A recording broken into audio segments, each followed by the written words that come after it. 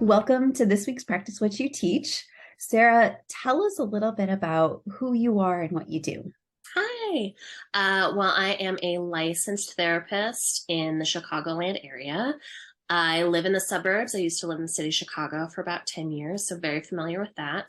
Mhm. And I work at a private practice. We have currently 3 locations in Chicago, but I see patients and clients through telehealth and in person. Yeah. Yeah. So who are the clients that you work with? What are some of the things that the people who come to you, what are they looking for? I really tend to gravitate towards and attract clients that might be going through some difficult life transitions. Life is, not linear. There's ebbs and flows all the time. And I think whether it's career or personal, could be medical, could be within your relationship, could be with family or friends. We sometimes hit a rough patch and things aren't going as smoothly as we wanted it to, or you could have been in a rough patch for a while. And a way to find more support, I think, is to find a therapist that vibes with you, that you're on the same page, that you have good chemistry together, and that as a therapist, my goal is to be a source of support, help you figure out what it is that you need, identify what's going on, and what are some helpful strategies for helping you through that really difficult time. Yeah. So what called you to become a therapist? How did you know that this is what you wanted to do? I didn't always know. And I'm very open with a lot of my clients that I graduated college and thought I wanted to work a corporate marketing job.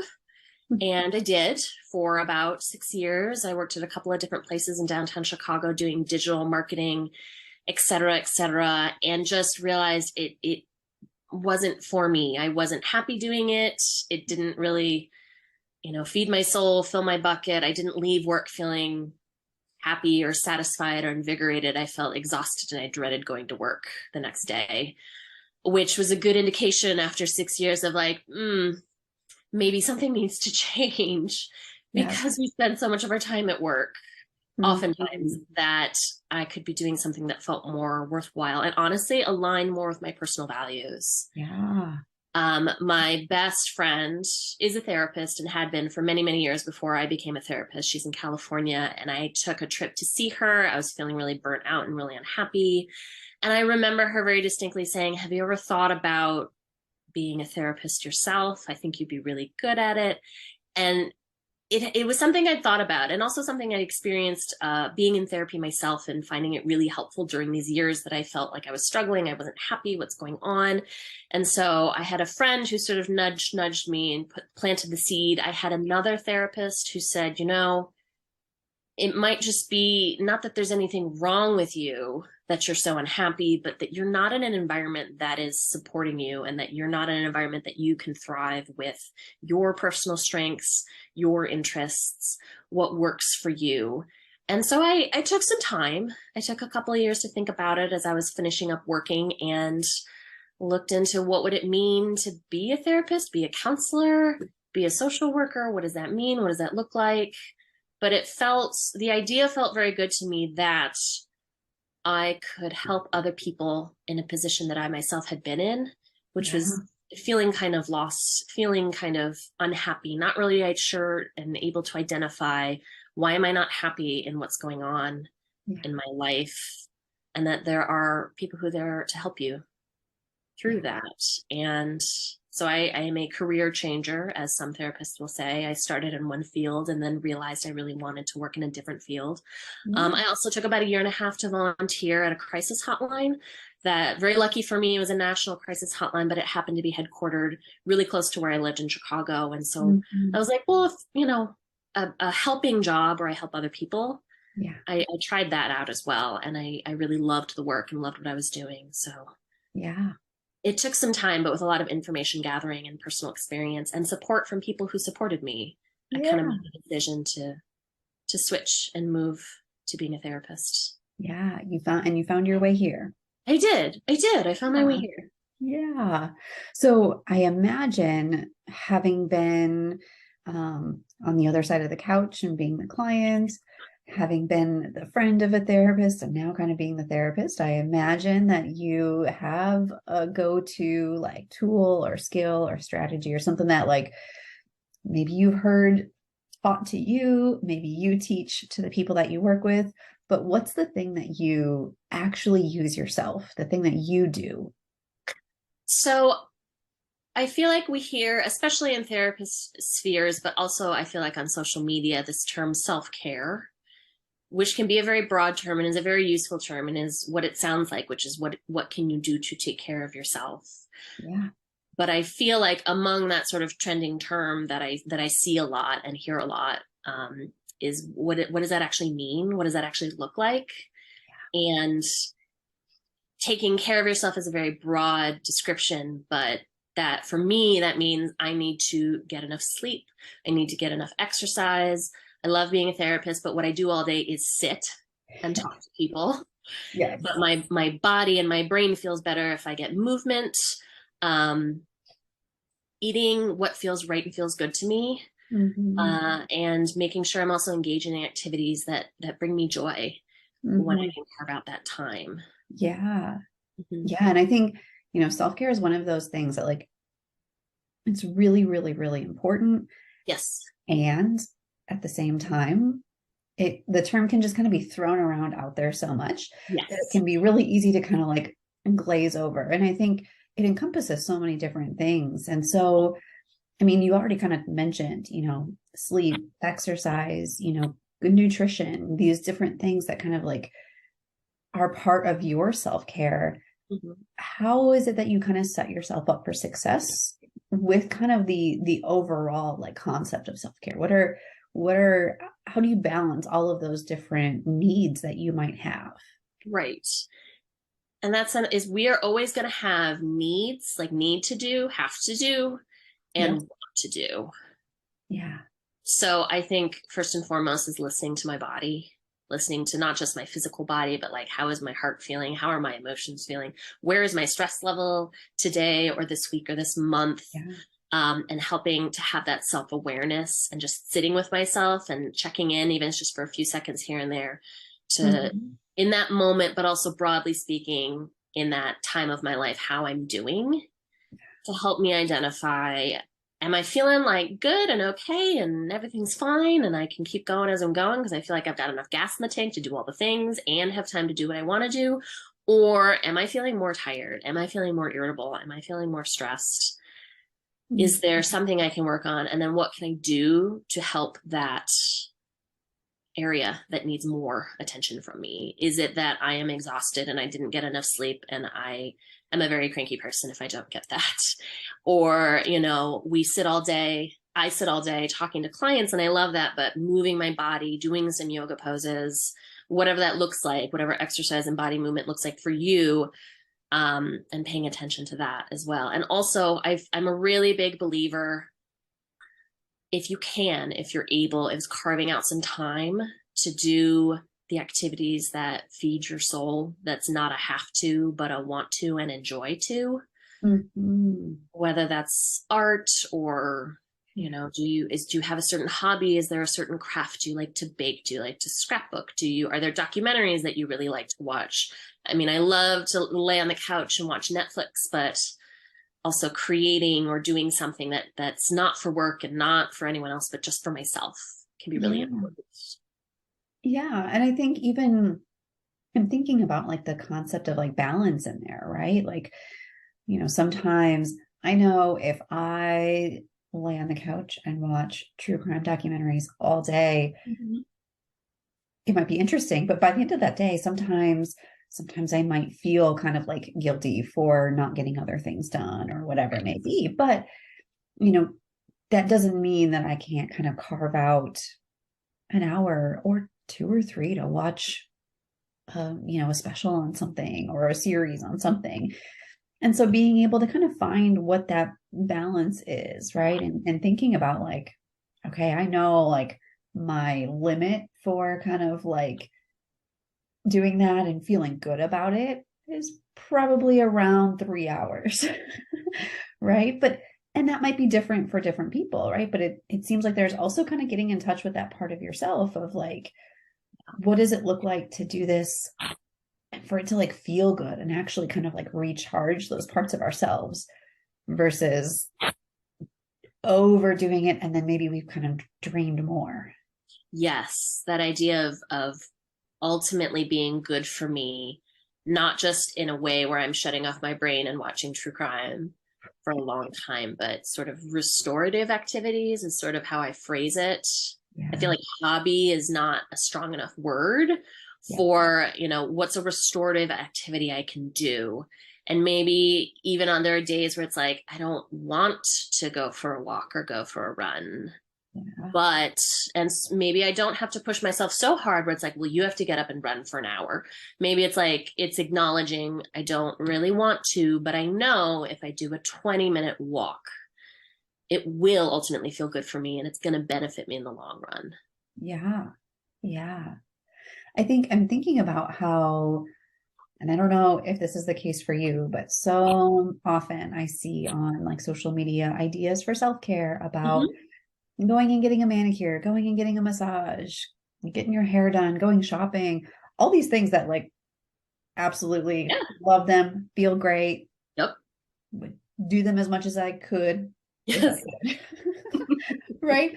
But I'm also thinking that sometimes the suggestions around those things can also sometimes be costly. And so what is it? I'm just kind of curious, like what does it look like for you to kind of see some of those ideas out there, some of those suggestions, all awesome, valid self-care ideas. But what are maybe some ways that you kind of think about self-care or maybe that you use it, maybe just when you're having to be like a little bit more like budget conscious? Perfect example. Everything you gave, like a manicure, a facial massage can absolutely be a form of self-care. Like treat yourself, that whole thing. And it Yes. can be, but I don't always have, you might not have the funds to go for a massage once a month or get your nails done every week. And so for me, what can I identify are activities that I like or things that I can do, or going for a walk outside is it's luckily very accessible for me and also free Yes. to Yes. do. And what do I have available in my home already? Mhm. I like to paint and draw, and I already have those art supplies. So I know, lucky again for me that I already have that available. Or if you like to bake, Yeah. baking a loaf of bread is flour, water, yeast, and that's about it. So that can take time. I can really mindfully practice engaging in that sort of activity, and I don't have to go out and buy a ton of stuff or Yes. book a massage that could be $100, $200. Yeah. That's so cost prohibitive for a Yeah. lot of people. Sure. And getting creative. Are there things around your house already? Are there friends that can do things? I mean, if you Google free activities in my city this weekend, or whatever it may be, there's a lot of resources and a lot of things that you can do that might bring a little bit of joy, bring a little happiness into your life, that doesn't cost an arm and a leg, because that's very real for a lot of people. Yeah, absolutely. Yeah, and there can be a lot of accessible options out there. Oh yeah. Sometimes we have to think a little bit out of the box. Oh yeah.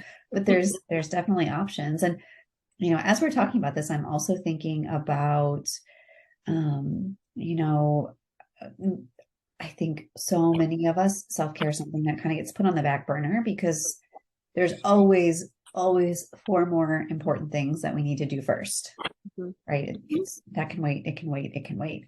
And I'm thinking about, especially for people who are caregivers, so like moms or caring for someone else, like what does it look like to like how do you create and prioritize that time, especially when you have other people kind of pulling on your time and attention? Exactly, exactly, exactly. And I think, as you said, like other moms or anyone who's in a caregiving role, that could be teachers, moms. If you have a partner and or children, you give a lot of yourself. You put a lot of yourself into your day to day life, as you said. So for me, in particular, I have a husband and I have a child, and we have really wonderful communication. I'm very, very lucky that my husband and I have really great communication, but that we're both able to look at each other and say, or text each other or call each other on the way home and be like, I have had a day. I've had a long day, Yeah. and plan with them and schedule and say, I need time alone tonight, or I need to just, veg out, or I need time to go for a run. Can you feed our daughter and put her to bed? Can you, or after she goes to bed, I'm going to take my time to do my thing over here. Yeah. I know usually we watch Netflix together, but like I need a minute tonight to do Yeah. what I need to do. So for, in terms of having a partner, it's very great. It's great to have that communication. But not everyone has a partner. So on the other side, it's the idea of balance, as we talked about earlier. And there's a need to have to do list and the want to do list. And if I can't take an hour to do a hobby that I want to do, can I take 10 minutes? Can I take 15 minutes? Is there a way to carve out small amounts of self-care that's almost like low impact, I guess I'd say, or, Yeah.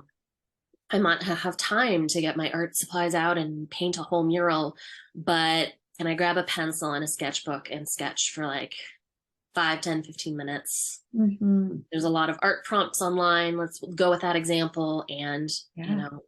can I find 10 minutes for myself? Yeah. I probably can. Yeah. Probably Yeah. can. And that's just it, right? We more often than not do have 5, 10, 15 minutes to kind of spare in our day. It's just making the choice to kind of prioritize that time, right?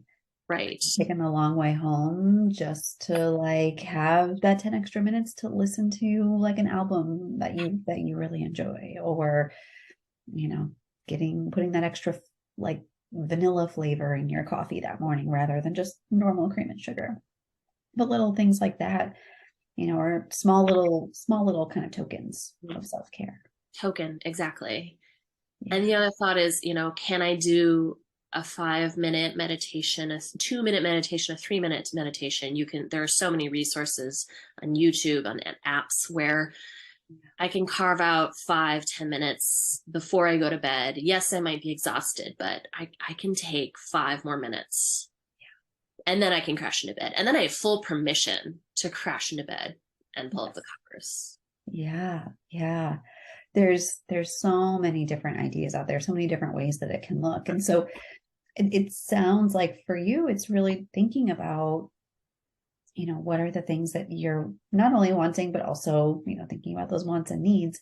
Sometimes with self-care, sometimes it is things that we need. Oh, yeah. But kind of holding that space to recognize and honor what those things are. And I think it's so important to recognize and honor it. Yeah. One of my favorite phrases that I use with my clients and I use with myself, on the regular is fill your cup first and give from your overflow. Mm-hmm. And again, I'm not saying that's super easy to do. We have busy lives. We've got a lot of people, that we might have to take care of, especially if you're a caregiver or a parent. And so it can be really hard to fill your own cup. Mm-hmm. But keeping that key phrase in mind for myself to remember, like, I do need to take 5, 10, 15 minutes to fill my own cup so I can fill other people's, the people in my life that need it. Mm-hmm. Yeah. Yeah. So if people want to talk through some self-care ideas, or they want to get in touch with you to learn more about, what you do, how can they find you? Yeah. I have a website. I'm on Psychology Today under my name, Sara Calfee. I have openings in my practice for clients. I see people virtually and in person, and you can definitely Google me and find me.